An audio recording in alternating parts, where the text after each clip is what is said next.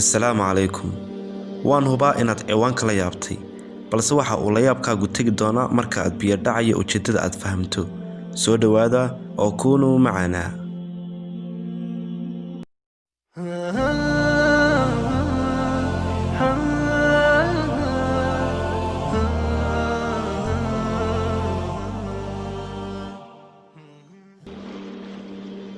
Bishaaradu asal ahaan waa fariin xambaarsan war farxadeed.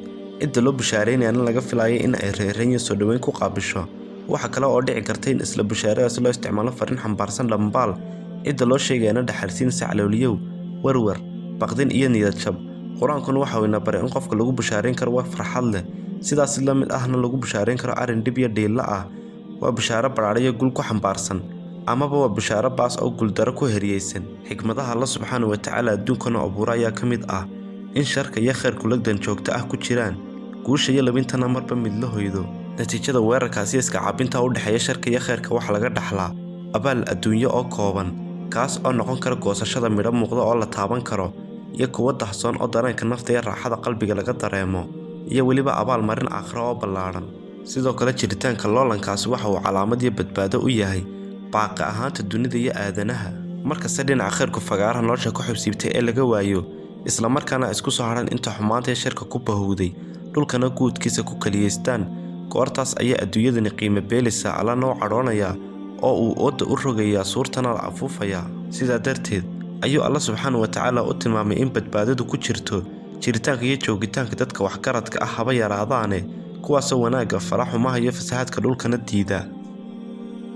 Bismillaahi arrahmaani arrahiim.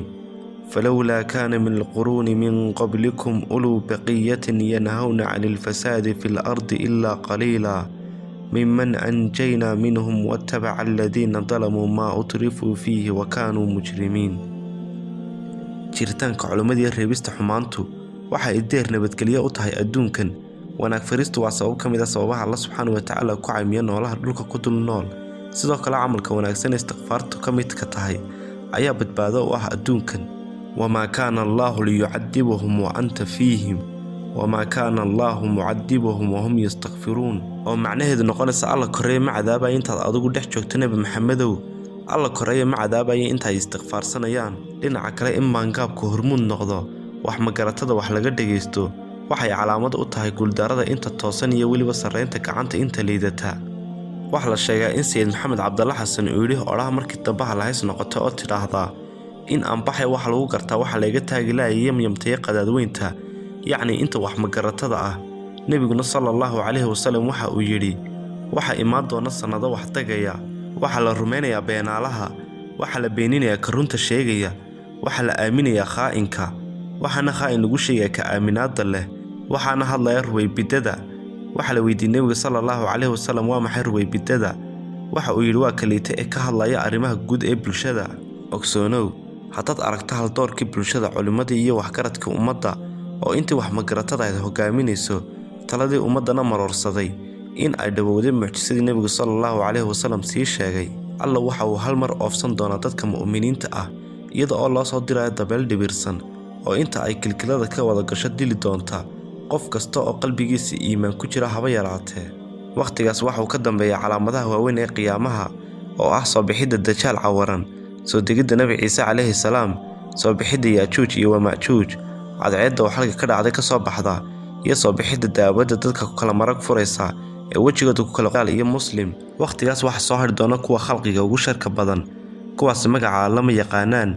waxa ay sida dameeraha isugu fulfuulayaan wadooyinka bartankooda, kooda ugu caqliga roon ayaa odhan doona ma dariiqa ka yara weecataan. kuwa maanta culimada iyo inta bulshada garaadka u ah saaran ee geed dheer iyo geed gaanba u fuushan wax ka sheegidda iyo dhaleecintooda waxa ay ka qayb yihiin dagaalada sharka iyo khayrku isku hayaan. waxa aan kuwa ugu bishaareeyay in saacadaha ugu dambeeya ee adduunkan uu sharku baahi doono, cid wanaag farta ama xumaan reebta oo alla yaqaan ahna la waayi doono. marka waxba ha degdegina, haddii alla idku siman waad arki doontaan dumarkoo qaawan, waad arki doontaan khamriga sida biyaha loo cabayo, waad arki doontaan gaadhka ama shaacirta diinta oo la waayo, waad arki doontaan masaajidda oo xidhma, waad arki doontaan xijaabka oo la waayo, waad arki doontaan fanka iyo qobka ciyaarka oo faafa, waad arki doontaan calmaaniyadda iyo allakoodnimada oo xoogsata. waa bishaaro baas oo aan idiin hubo ilaahay inaguma sima waqtigaas qaabka daran leh ee dhibta badan waad macsantihiin. assalaamu calaykum waraxmatullaahi